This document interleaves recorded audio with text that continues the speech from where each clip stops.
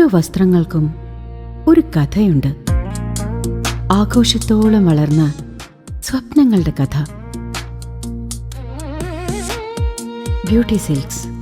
വാക്കുകൾ നിശബ്ദമാകുമ്പോൾ വസ്ത്രങ്ങൾ സംസാരിക്കട്ടെ. വടക്കാഞ്ചേരിയിൽ പുതിയ സോഷ്യൽ ഫോറസ്ട്രി റേഞ്ച് ഓഫീസ് കെട്ടിടം പ്രവർത്തന സജ്ജമായി.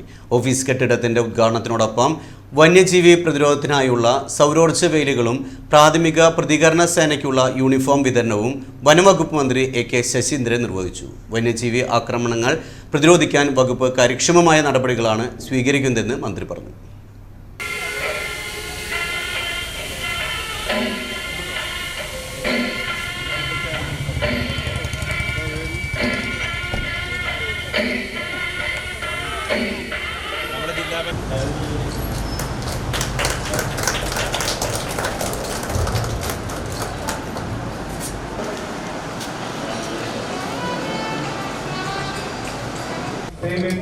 അവരുടെ അധ്യക്ഷതയിൽ നടക്കുന്ന യോഗത്തിൽ ബഹുമാനപ്പെട്ട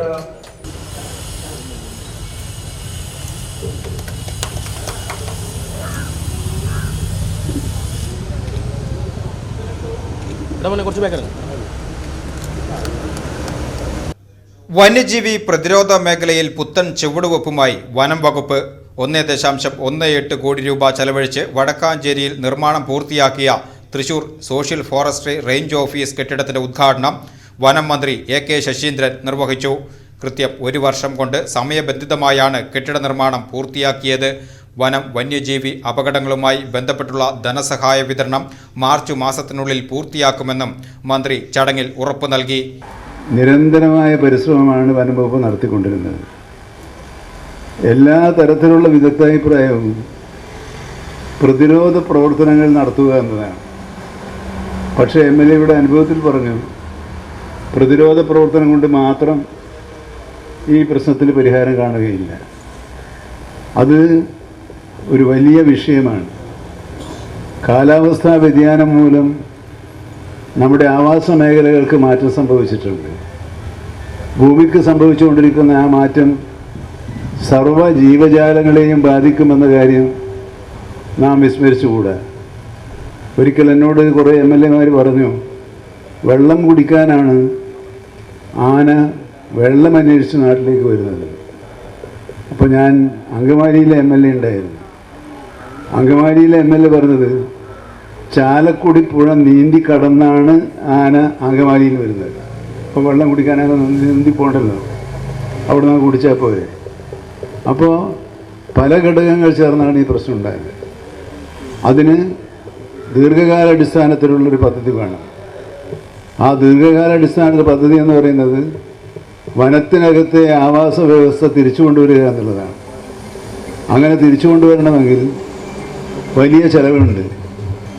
ഞാൻ മന്ത്രിയായതിനു ശേഷം ആദ്യമായി ഡൽഹിയിൽ പോയി കേന്ദ്ര വനം വന്യജീവി പരിസ്ഥിതി വകുപ്പ് മന്ത്രിയെ കണ്ടു. അദ്ദേഹം നല്ല മനുഷ്യനാണ്, നല്ല സ്നേഹമാണ്. ചായയൊക്കെ തന്നെ നമ്മൾ പറഞ്ഞയച്ചു, ഇരിക്കാൻ പറഞ്ഞു, ചായ കഴിച്ചേ പോകാൻ പാടുള്ളൂ എന്ന് പറഞ്ഞു. നമ്മളിവിടെ മാതിരി ഇപ്പോൾ ഇവിടെ എല്ലാ പരിപാടിക്കും ഈ കശുവണ്ടിയാണ്. ഒരു കശുവണ്ടി മാത്രമല്ല, നല്ല ഒരുപാട് വിഭവങ്ങളുണ്ടായിരുന്നു. എവിടെ പോയാലും ഇതാണിപ്പോൾ കിട്ടുക, കശുവണ്ടി ഒരു ചായ. പക്ഷെ കാര്യങ്ങളൊക്കെ പറഞ്ഞപ്പോൾ പദ്ധതി അദ്ദേഹം നോക്കി. എന്തൊരു സന്തോഷമായിരുന്നു. ഇത് ഇത്രയൊക്കെ പ്രയാസമുള്ള കാര്യമാണ്.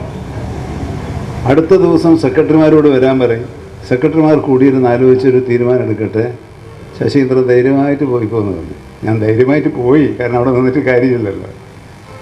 പക്ഷെ ആ പോക്ക് തന്നെയാണ്.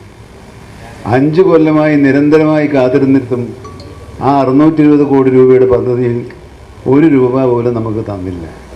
എന്താണ് ആ പദ്ധതി? അധിനിവേശ സസ്യങ്ങളുണ്ട്, അത് ആവാസ വ്യവസ്ഥക്ക് മാറ്റം ഉണ്ടാക്കില്ല. അവ മുഴുവൻ ഘട്ടം ഘട്ടമായി മുറിച്ച് മാറ്റണം. മുറിച്ച് മാറ്റിയാൽ പോരാ, മുറിച്ച് മാറ്റുന്നതിനനുസരിച്ച് അവിടെ മറ്റ് വൃക്ഷങ്ങൾ നട്ടുപിടിപ്പിക്കുകയും വേണം. ജനവാസ കേന്ദ്രങ്ങളിലിറങ്ങുന്ന വന്യജീവികളെ പ്രതിരോധിക്കുന്നതിനായി ചേലക്കര വടക്കാഞ്ചേരി മണ്ഡലങ്ങളിലായി 1.17 കോടി രൂപയുടെ സൗരോർജ്ജ വേലികളും യാഥാർത്ഥ്യമാക്കിയിട്ടുണ്ട്. സേവ്യർ ചിറ്റിലപ്പള്ളി MLA അധ്യക്ഷനായ ചടങ്ങിൽ സന്നദ്ധ പ്രവർത്തകരുടെ കൂട്ടായ്മയായ പ്രാഥമിക പ്രതികരണ സേനാംഗങ്ങൾക്കുള്ള യൂണിഫോം വിതരണം UR പ്രദീപ് MLA നിർവഹിച്ചു. Chief forest conservator doctor R Adalarasan report അവതരിപ്പിച്ചു. Assistant forest conservator K Manoj, division forest officer Martin Lowell, Wadakkancherry നഗരസഭ chairperson Mini Aravindan, vice chairman PN Surendran, standing committee അധ്യക്ഷൻ KP മദനൻ തുടങ്ങിയവർ ചടങ്ങിൽ പങ്കെടുത്തു.